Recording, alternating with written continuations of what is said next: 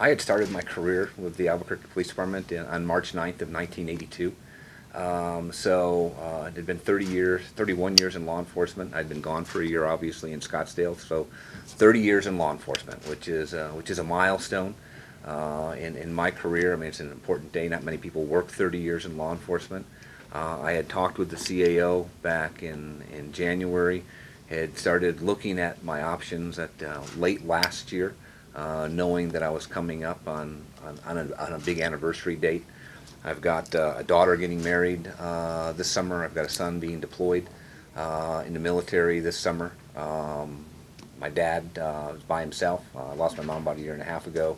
Spent some more time with him. He has a surgery coming up this summer. So just kind of the timing. I'd accomplished a lot of things that I wanted to get accomplished.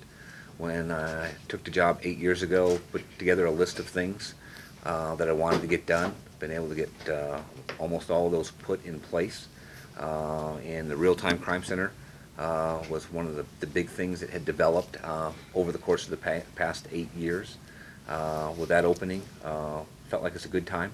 Obviously, I want to continue to help get DOJ through the investigative part of their ongoing assessment and review of the police department. They've been here twice. We've provided them with about 18 cases of documents thus far and electronic access to files and SOPs. I know they'll be back at least one more time in April. So I'd like to get them through the investigative portion of the process, and then I think it's time to turn it over to the next generation of officers. So I've had a great career. I've been very blessed to have great support from my family, from the city, from the department. We've been able to initiate many programs that are now nationally recognized and being replicated across the country. So I'm ready to move on to the next chapter. Chief will be around, my best guess is probably through the end of July, plus or minus there, unless something changes. At that point, we'll bring an interim chief in. We will make a hire after the election if I'm elected to a second term. We will certainly think we have some great people within the Albuquerque Police Department. They will be encouraged to apply for this. Even though it's a national search, we recognize the fact that we've got some great folks within the department. But once again, I've said it from the time I retained Chief Schultz. I'll say it today. I respect his decision. I'm sorry to see him go. We're losing one of the most innovative and one of the best chiefs in the country. By far, I think, the best chief that Albuquerque Police Department's ever had.